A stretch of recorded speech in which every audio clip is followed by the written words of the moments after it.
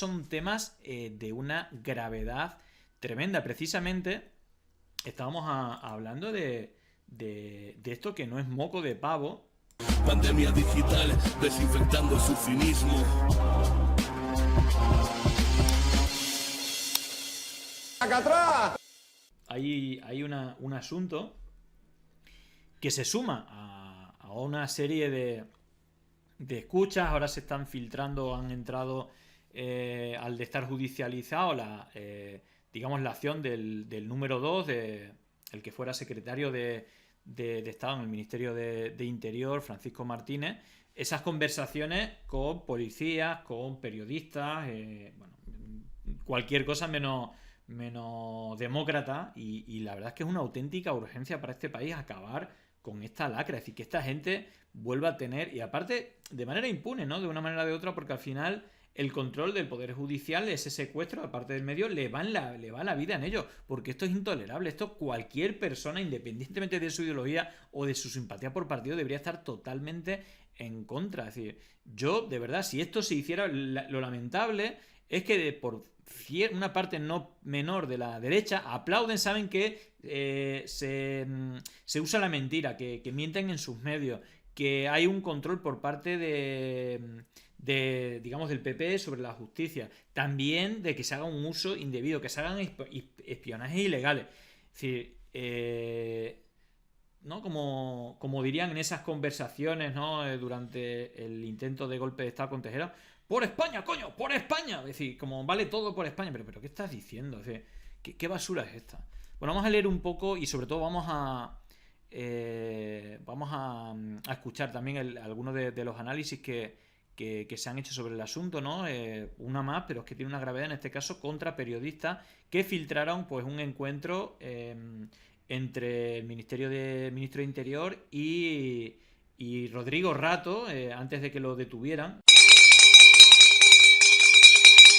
Cosa muy muy grave, y que un periodista que tenía esa información, pues estuvieron espiando al periodista para ver quién le había filtrado la información. Bueno, leemos este artículo de la SER. El Ministerio del Interior con el PP espió a periodistas en busca de filtraciones. No hay más que mirar las llamadas. El lunes sabré el número, que se lo envía a su WhatsApp. El secretario de Estado de Seguridad, Francisco Martínez, permitió en 2015 que un alto mando policial rastrease sin supervisión judicial algunos de los teléfonos móviles de al menos 2 periodistas en busca de filtraciones.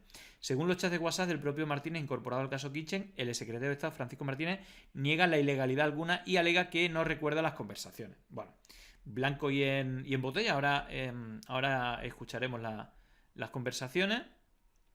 Aquí hablan de que, bueno, las cadenas de WhatsApp del secretario de Seguridad del Ministerio del Interior durante el último gobierno del Partido Popular, Francisco Martínez, revelan que mientras ostentó este cargo como número 2 en la responsabilidad ejecutiva a la hora de velar por la seguridad del país y el cumplimiento de los derechos fundamentales recogidos en la Constitución, presuntamente conspiró para conculcarlos junto al jefe de Unidad Central de Apoyo Operativo, la UCAO, de la Policía Nacional, Enrique García Castaño, mediante el espionaje a al menos 2 periodistas para conocer qué fuentes habían filtrado información. Todo esto sin orden judicial. Recordar cómo en esta red internacional, en la red internacional de chantaje a exmiembros del gobierno de Venezuela, cómo sin orden judicial colaboraban la policía, donde rastreaban a estas personas para hacer una visita a puerta fría, que decía Aliste, el abogado Aliste, para chantajearle y pedirle millones y que hagan información falsa, en este caso contra Podemos. Todos estos informes falsos que sacó Qui Diario y que Ferreras y otros difundieron como si fuera real, sabiendo que era auténtica basura, pues todo esto se hacía sin orden judicial. Es decir, rastreaban los móviles para saber dónde estaba, y en este caso pues rastreaban los WhatsApp. La verdad es que da miedo porque a todas las personas que analizamos o criticamos esto, somos targets perfectos para rastrearnos y mirar nuestro móvil sin ningún tipo de orden judicial. Eso es una auténtica vergüenza, ¿no? Eso es el mercado, amigo. Es que es tremendo, ¿no? Primer espionaje: ¿quién filtró la reunión entre el ministro y Rato, ¿no? Eso es lo que querían saber. Según se desprende de los mensajes, la intervención de las comunicaciones a los 2 periodistas cuya identidad no desvela la SER para preservar su intimidad tuvo lugar en 2015 con el entonces jefe de la UCAO, de la Policía Nacional, Enrique Castaño, quien escribe al secretario de Estado preocupado por quién filtró a un periodista que el ministro del Interior, Jorge Fernández Díaz, recibió a Rodrigo Rato, expresidente de Aznar, que había sido detenido, ya entonces acusado en varios procedimientos.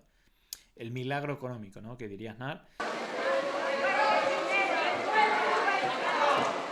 El secretario de Estado le preguntó quién ha podido filtrarle la información y el mando policial tras revelarle que ha hablado con el periodista y que le ha insinuado su fuente, pero concluir que no le cuadra. Responde: no hay más que mirar llamadas.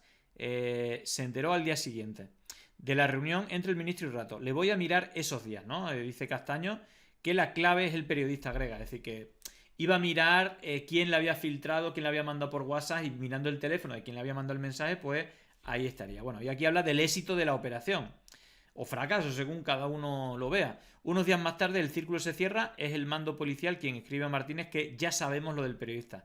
Añade que ha hablado con el comisario José Luis Olivera, entonces jefe del Centro de Inteligencia contra Terrorismo y Crimen Organizado, para que fuera él quien trasladase la información primero al propio Francisco Martínez, porque el ministro Fernández Díaz está muy nervioso con este tema y no conviene meter la pata. Vale, segundo espionaje de periodistas. El segundo caso de espionaje de periodistas que reflejan los chats de Francisco Martínez sucede 2 meses más tarde. De nuevo, García Castaño escribe a Martínez de un periodista muy pardillo. Le ha remitido unos documentos de cuya configuración el propio Castaño reduce que ha sido otro policía quien los ha filtrado. El jefe de la UCAO añade: de todas formas, el lunes sabré el número que se lo ha mandado a su WhatsApp. En fin, bueno. Método de espionaje de García Castaño. Bueno, esto es totalmente lamentable, vergonzoso.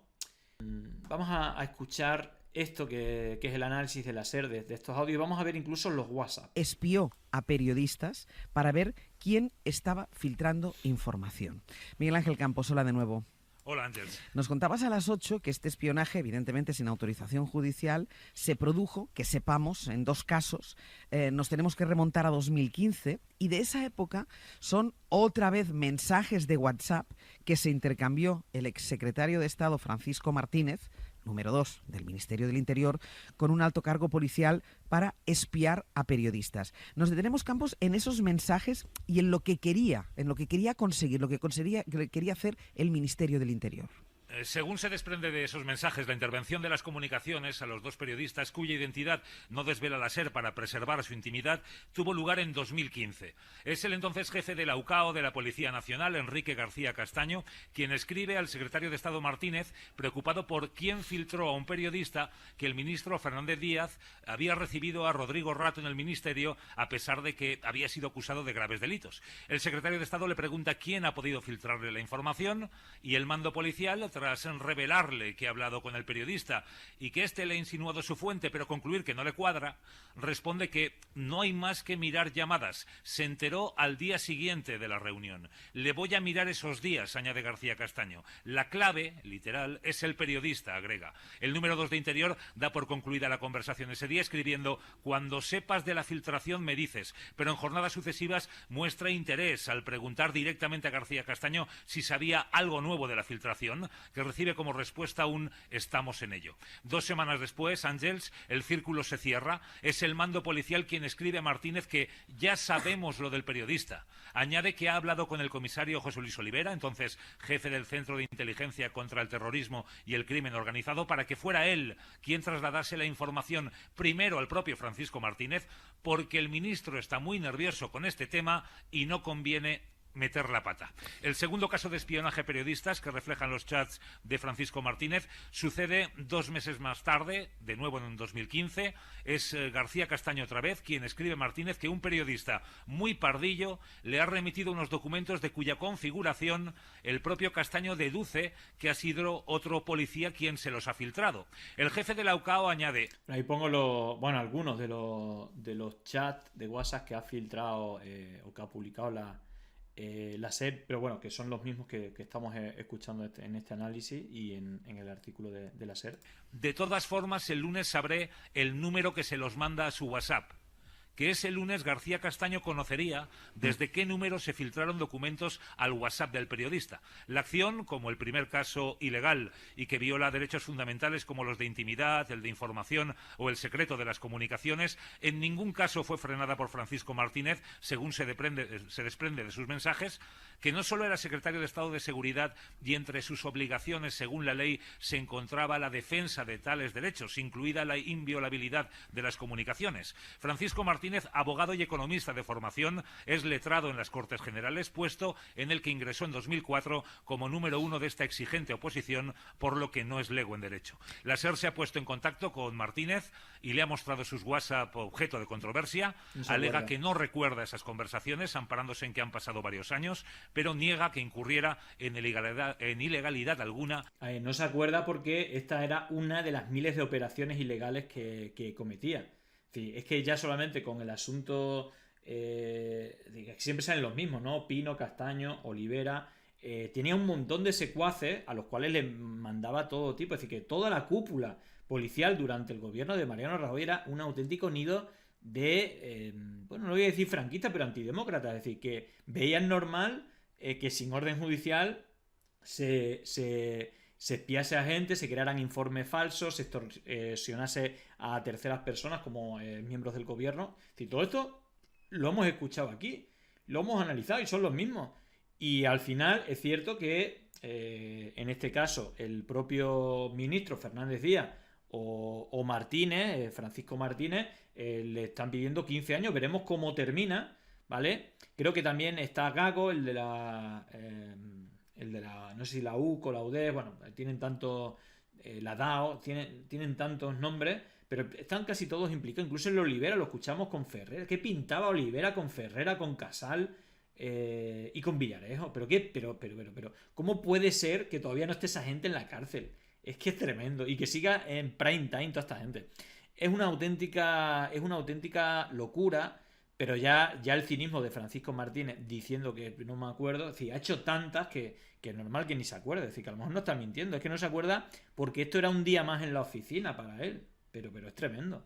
Es tremendo la degradación democrática de nuestro país y sobre todo que a esta gente también preguntáis que si esta gente sigue trabajando. Bueno, no solamente que siga trabajando, es que a esta gente se le ha ascendido. A toda la gente que ha hecho cosas sucias se le ha dado traslado a embajadas con sueldos con dietas superiores a 10.000 euros el mes. A toda esta gente se le ha ascendido. Cada vez que te piden, es decir, antes de pedírtelo, te dicen, si haces esto te damos tanto.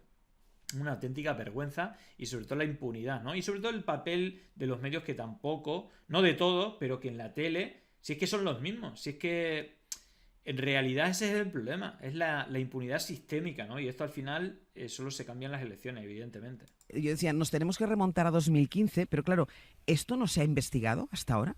No, hasta el momento no. Los investigadores alegan que se han enterado por la SER del contenido de estos WhatsApps que forman parte del sumario desde hace casi 3 años, cuando se volcó el contenido del móvil de Martínez en el juzgado. Son sumarios de decenas de miles de folios y ni los fiscales ni el juez Ángel se suelen bajar al detalle de leer cada palabra. Una tarea que sí corresponde a las unidades de auxilio judicial, en este caso a Asuntos Internos de la Policía Nacional, que fueron los que debieron advertirles sobre el contenido. Van a estudiar, nos dicen, a partir de ahora, la adopción de medidas legales ante la revelación.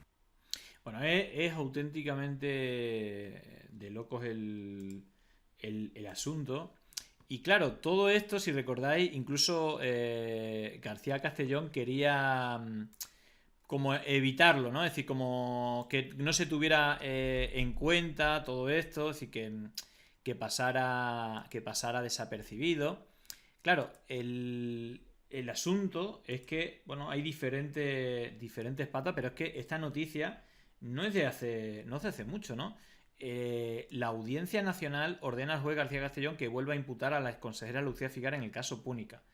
Me refiero que aunque hay mucha parte pocha, pero luego entre ellos se regulan, ¿no? Y aquí, bueno, el magistrado había decretado el archivo para ella y otros 3 excargos del gobierno de Esperanza Aguirre. Si es que, a pesar de tener controlada la justicia, los medios desbordan, tienen tanta mierda que les desborda, pero es verdad que gente como Esperanza Aguirre al final han salido totalmente indemne, ¿no? Yo siempre hablo de Florentino Pérez, que está en todos los casos, Esperanza Aguirre y Aznar.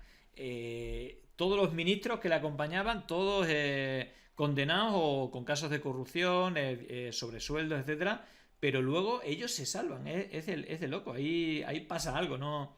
El control o digamos que el beneficio es máximo hasta este tipo de personas. Pero bueno, al final creo que el control mediático y el control judicial les va la vida en ello, y por eso lo tienen secuestrado, y por eso incluso, ¿no?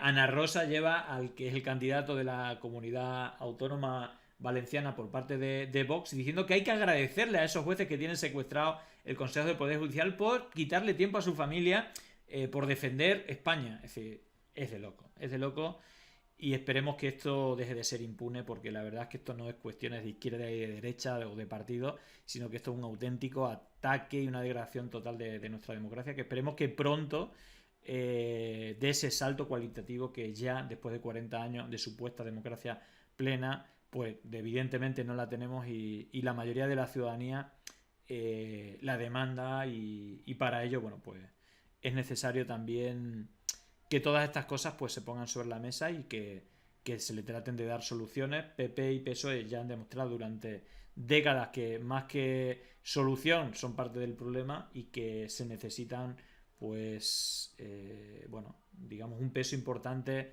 en los escaños, tanto en el Senado como en el Congreso de los Diputados, para legislar y fiscalizar también toda esta digamos degradación en todos los sentidos de nuestra democracia, que no nos merecemos. Así que bueno, ojalá y cambien un poquito las cosas. Llegó el momento de no estar callado, de desmontar inventos que vienen envenenados. Es contrainfo, que no es lo mismo. Pandemia digital, desinfectando su cinismo. Gracias por la suscripción, muchísimas gracias.